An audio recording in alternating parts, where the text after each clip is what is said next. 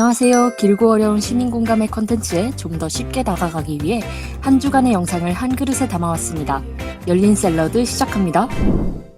월요일 보도에서는 다누림건설의 설립자 안효식 씨와 현 대표 김승혜 씨에 대해 이루어진 후속 조사를 다루었습니다.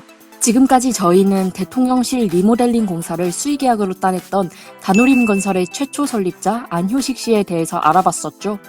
어느덧 네 번째 보도네요. 이분이 482개의 유령 회사를 설립한 기록을 찾아냈었습니다. 이 많은 유령 회사들 중에 태왕토건이라는 회사를 인수한 업체 대표와의 통화에서 안효식 씨의 유령 회사를 중개해주는 삼원건설정보라는 회사를 알아냈고, 그래서 삼원건설정보란 업체에 직접 찾아가 보았습니다.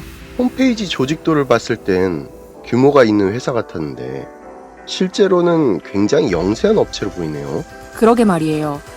그런데 여기서 직원의 발언을 들어보면 안효식 씨를 두고 기초의원이라고 칭하는 걸 볼 수 있습니다. 안효식 씨가 지자체 의원인 걸까요? 조사해본 결과 기초의원 중에 안효식이란 이름을 가진 분이 있지만 동명이인인 것으로 보이고요. 실제로 이 안효식 씨는 우리가 아는 기초의원은 아닌 것으로 보입니다. 그러나 이분이 기초의원은 아니지만 안효식 씨가 단순한 개인이 아니고 삼원건설정보 조직의 일원일 것이라고 추측할 수 있습니다. 그렇다면 이렇게 조직적으로 페이퍼 컴퍼니를 만드는 행위가 정말 가능한 것일까요? 이와 관련하여 경기 북부 협회장 정일영 법무사의 조언을 구했습니다. 상업 등기법인을 만들기 위해서는 정관, 의사록, 주주 명부 등의 자료가 필요합니다. 그런데 이때 임대차 계약서는 요구하지 않고 사업자 등록을 할 때서야 제출하도록 되어 있다고 합니다. 그러니까 법인 소재지에 대한 증명 없이 아무렇게나 주소를 하나 골라서 적어도 법인 설립 등기를 하는데 전혀 지장이 없다는 얘기죠. 현행법상으로는 이렇게 허위로 법인을 설립하는 행위에 대해 제재할 수 있는 방법이 없다는 거죠. 우리 제도에 이렇게 심각한 맹점이 있었군요. 그래서 안효식 씨가 허점을 파고들어 법인을 대량 설립한 것이겠죠? 그런데 이런 유령 회사들을 가지고 어디에 쓰려고 자꾸 만드는 거죠? 그 점이 의문입니다. 법인을 거래한다고 하면 업력이 3년 이상이든지 시공 실적이 있다든지 해야 사고 팔 가치가 있는데 그것도 아니고요. 이번 다누림의 전신인 DRC 디자인도 설립한 지 한 달 남짓한 신생 법인이었죠. 아니면 이게 대포폰이나 대포통장을 만들어서 판매할 목적으로 유령 법인을 만들기도 하거든요. 예를 들면 대포폰으로 정당에 가입해서 유령표를 만들어낼 수 있죠? 그렇죠. 그런데 법인 명의로 휴대폰이나 통장을 만들려면 사업자 등록이 필요하기 때문에 이 경우에는 해당이 안 됩니다. 법인 설립 목적에 대한 추가적인 조사가 필요하겠군요. 그렇습니다. 그 다음으로는 다누림건설의 대표인 김승혜 씨가 무속에 심취해 있다는 제보를 받고 이에 관련해서 취재했습니다. 이제까지 취재한 정보에 따르면 김승혜 씨는 굿땅을 접하기 전까지 교회를 열성적으로 다니던 분이었다고 합니다. 그러다가 김승혜 씨는 재혼 상대인 최종원 씨가 무속에 심취해 있어 함께 살려면 굿땅을 다녀야겠다고 말하곤 했다고 하네요. 그래서 그 굿땅에 직접 찾아가 보았습니다. 여러 굿땅을 취재하다가 어렵게 연결고리를 발견한 곳이라고 합니다. 그곳에서 무속인에게 김승혜 씨와 남편 최종원 씨에 대한 이야기를 꺼냈더니 그들을 알고 있는 듯한 대답을 내놨습니다. 그런데 무속인의 말로는 김승혜 씨가 최종원 씨와의 재혼 전부터 오랫동안 그 굿땅에 다녔다고 합니다. 그분은 김승혜 씨의 2017년 개명 전 김영미라는 이름을 언급하며 김승혜 씨가 1년이 넘는 기간 동안 마치 새벽 기도를 다니듯 굿땅에 매일같이 찾아와 기도를 드렸다고 합니다. 그렇다면 이 무속인이 김승혜 씨 다누림 건설이 대통령실 수주하는데 영향을 행사하진 않았을까요? 이와 관련해서 이야기를 꺼내보았지만 대화를 이어가면서 여러 가지 정황상 이 무속인은 김승혜 씨를 대통령과 연결시켜 주었을 가능성은 희박하다고 판단이 되었습니다. 그러나 대통령 부부뿐만 아니라 공사업체 대표까지도 무속에 심취해 있다는 점에서 국가의 미래가 걱정되는 건 사실입니다. 또한 무속을 믿는 사람들은 여러 굿땅을 돌면서 기운이 좋은 곳을 찾아다닌다고 하니 대통령과 김승혜 씨가 무속이라는 공통점을 가진 이상 다른 곳에서 무속을 통해 연결되었을 가능성도 무시할 수 없습니다. 취재를 지속해 나가야 하는 부분이겠군요. 다누림 수의계약의 의문점을 해소할 수 있는 실마리를 찾기를 바라겠습니다. 화요일 보도는 놀랍게도 지난번 이야기가 되었던 DYD 보도와 스토리 ENG 보도의 후속 보도입니다. 소개부터 심상치가 않네요. DYD는 삼부토건과의 관련성 때문에 취재하였고 스토리 ENG는 대통령실 수주 계약 때문에 보도가 되었던 것인데 어떻게 그 둘이 연결될 수 있었던 것일까요? 사실 좀 더 정확히 말씀드리자면 MBN과 스토리 건축에 대한 보도였는데요.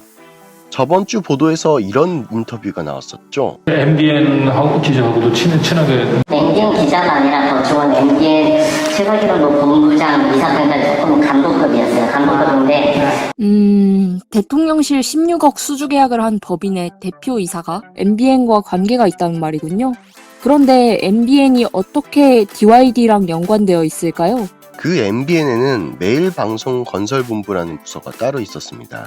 특이하네요. 언론에 무슨 건설본부가 있나요? 네, 그 특이한 곳에 찾아가 보니 놀랍게도 같은 건물 18층에 주식회사 DID 사무실이 있었습니다. 더군다나 이 건물은 신축이라서 MBN 관련 사무실을 제외하면 입주한 회사가 DYD 뿐이기도 합니다. 아니 이게 이렇게 연결된다고요? 지나칠 정도로 경계롭네요. 그뿐 아니라 건설본부 사무실에서 이 건물을 설계한 회사가 히림종합건축사 사무소라는 것을 발견했습니다. 히림? 그게 뭔지 조금 설명이 필요할 것 같습니다. 수요일 보도에서도 등장하는데 삼부토건이 큰 공사를 할 때 거의 항상 설계사로 자리를 차지하는 법인입니다. 그러자마도 삼부토건의 대주주로 DYD가 들어온 마당에 삼부토건과 깊은 관계를 가진 히림건설이라니 이쯤 되면 MBN도 관계가 뻔해 보이네요. 이로 인해 총 3가지 의혹이 생기게 되었습니다. 첫째, 본래 취재 목적이었던 스토리 건축 혹은 스토리 ENG와 MBN 건설본부의 관계에 대한 의혹. 둘째, 히림건설에 의해 연결된 삼부토건과 MBN의 관계에 대한 의혹. 마지막으로 DYD가 왜 하필 이 건물에 있는가에 대한 의혹. 그렇군요. 그렇다면 이런 의혹들은 왜 경찰이나 검찰이 수사하지 않을까요? 이런 걸 수사라고 있는 것이 과연 경찰이 맞는 걸까요? 그게 무슨 말씀이세요? 해당 수사기관의 인터뷰 한번 보시고 다음 보도로 넘어가 보죠. 조금 더 일찍 좀 조사를 했으면은 저 대통령실 수의계약 이 친구들이 공사하는 것을 좀 막을 수 있었을 것 같은데 말이죠. 글쎄, 그거는 몰랐다니까요. 이 업체가 그런 업체인지, 네. 그게 언론이 터져가지고 알았지. 우리가 그걸 어떻게 알겠어요. 그게 뭐 하는 업체인지. 어떤 회사가 어디에 뭐 거래하는지 그걸 알 수 있나요? 네. 전혀 알 수는 없잖아요. 예. 수요일 보도는 헌인마을에 대한 보도입니다. 서린님, 도시개발에 대해서 어느 정도 알고 계신가요? 글쎄요. 사실 저는 이과라서 잘 모르겠습니다. 아이고 이런. 그렇다면 주택조합원이라거나 개발수익이라는 것에 대해서도 잘 모르실 수 있겠네요. 와, 그런 거 진짜 너무 헷갈려요. 혹시 대장동, 오등봉, LCT 개발에 대해 들어보신 적 없으신가요? 그건 뉴스에 하도 자주 나오다 보니 이름은 들어봤다고 할 수 있겠네요. 그렇죠. 사실 각자의 본업에 종사하면서 모든 이슈에 관심을 갖긴 어려워요. 그렇지만 사회의 어두운 부분은 무관심을 먹고 자랍니다. 그리고 그것이 방치되면 부조리로 고착화되기 마련이죠. 도시개발 관련 사업들이 많은 부조리를 안고 있다는 말씀이시군요. 그렇습니다. 그래서 이번 편에 대한 이해를 위해서 도시개발에 대한 기본적인 상식을 조금 준비했습니다. 제가 조금 설명해 보아도 괜찮을까요? 좋습니다. 그러면 우선 간단한 그림을 보시죠. 이것은 제가 도시개발 관련해서 제가 임의로 나눠본 단계를 그려본 것입니다. 정확하게 정답이라 할 순 없고 어디까지나 제가 나눈 개념일 뿐입니다. 먼저 도시개발을 하기 위해서 필수로 거쳐야 하는 절차가 땅 주인인 주민들로부터 토지를 구매하거나 주민들의 허락 및 동의를 받는 것입니다. 그렇겠네요. 누군가 살고 있는 집에 어느 날 갑자기 포크레인 같은 것이 와서 재개발을 한다면서 집을 헐어버릴 수는 없을 테니까요. 그렇습니다. 그래서 이 첫 번째 단계가 바로 원주민들의 토지를 구매하거나 원주민들에게 동의를 받는 것입니다. 그렇군요. 개발이 이루어질 장소에 토지를 확보한다. 그러면 그 다음 자금 조달은 어떤 내용인가요? 자금 조달이란 건물 짓는 자재 비용이나 건설 노동자의 임금처럼 건축 개발 및 개발을 하기 위해 필요한 자금을 확보하는 일이에요. 정확한 비용을 예상할 수는 없지만 적어도 개발 과정 중에 공사가 중단되어서는 안 될 테니 그에 합당한 자금 조달 계획이 필요하죠. 그렇군요.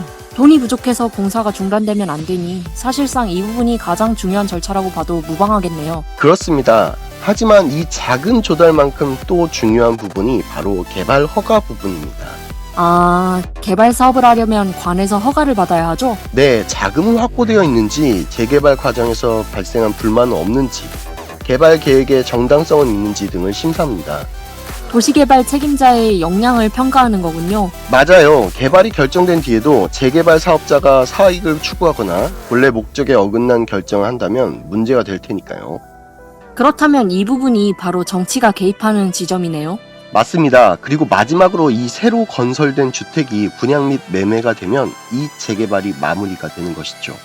분양과 매매는 어떻게 다른가요? 중요한 질문입니다. 분양은 공사를 주관하는 시행사로부터 처음 주택을 구매하는 것으로 주로 아파트 건설을 시작할 때쯤에 이루어지고요.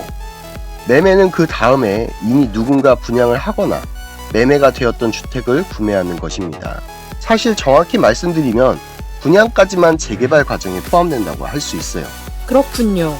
그런데 왜 재개발 그림에 매매까지 포함하셨나요? 분양 과정에서 이미 투기를 목적으로 한 매매가 이루어지기 때문이죠. 이미 건축되지도 않은 집을 가지고 거래가 이루어진다면 도시 개발이 되기 전까지 분양과 매매가 이루어질 수 있겠어요. 그렇습니다. 긴 설명을 들어주시느라 고생하셨어요. 그러면 이제 헌인마을에 대한 설명을 시작해도 되겠군요. 드디어 시작하는군요. 이번 수요일 보도는 헌인마을 주택개발 과정에서 토지 확보와 개발 허가 부분에서의 문제를 다루었습니다. 우선 열린 공간 보도 화면을 먼저 보실까요? 바로 이 부분입니다. 어떤 문제가 있었나요? 토지를 소유하지 않은 사람이 토지 소유자인 것처럼 행세했다라고 할까요? 네, 그게 무슨 말씀이시죠? 헌인마을 개발은 환지 방식의 도시개발 사업입니다.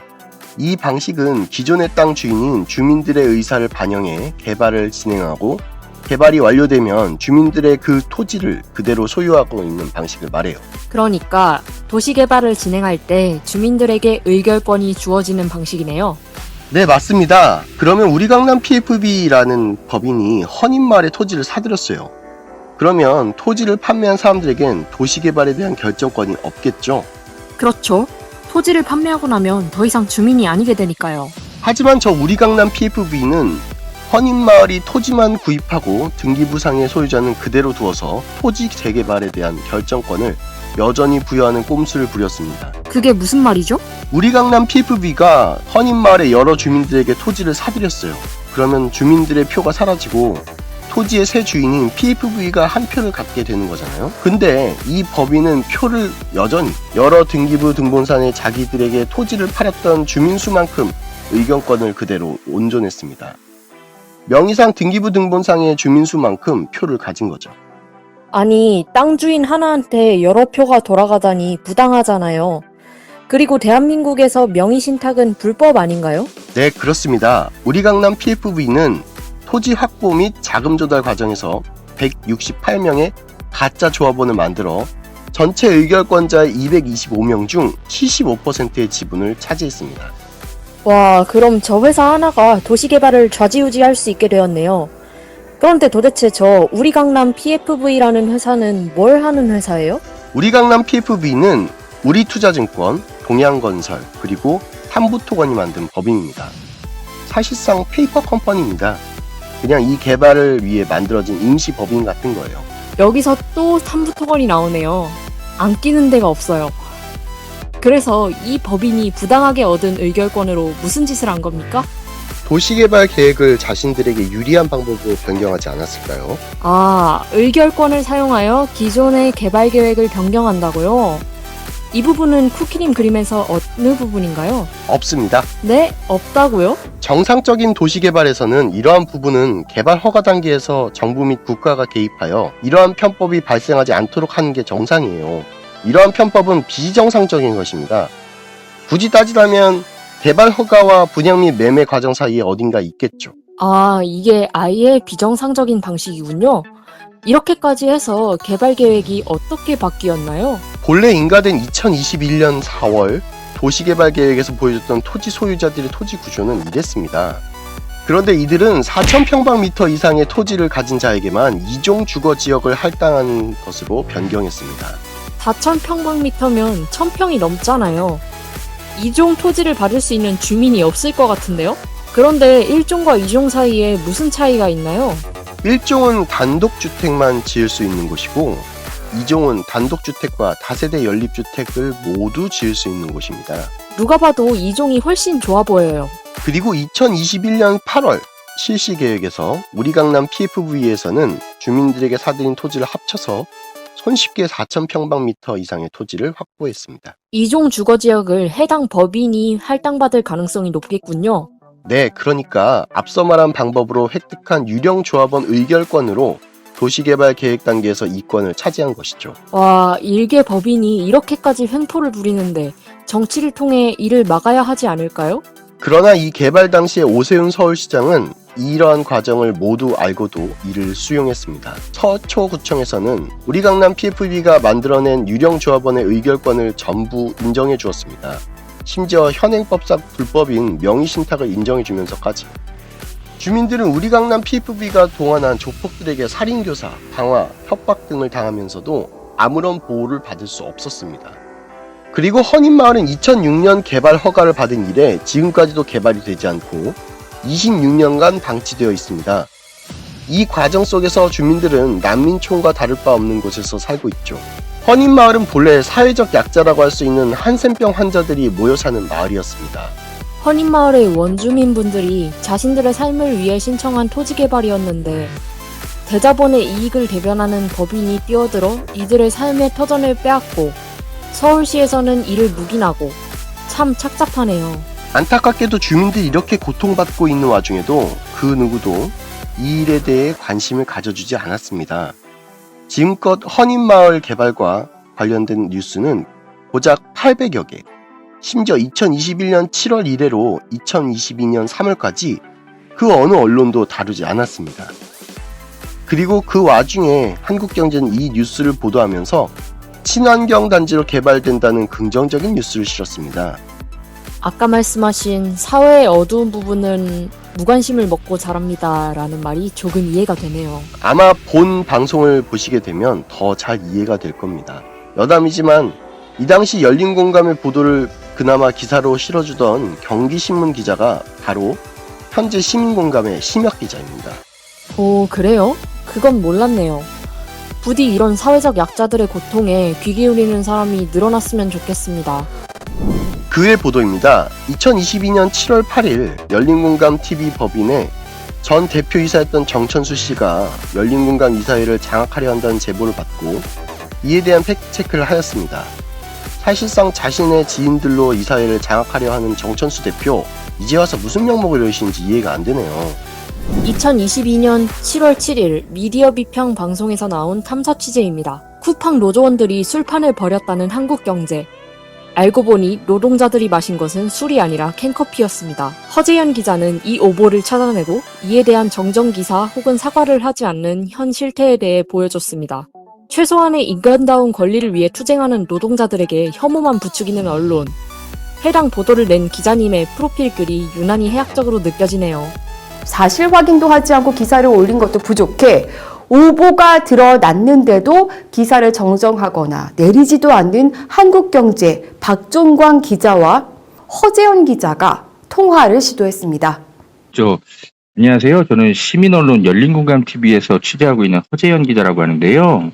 예, 할 말 없습니다.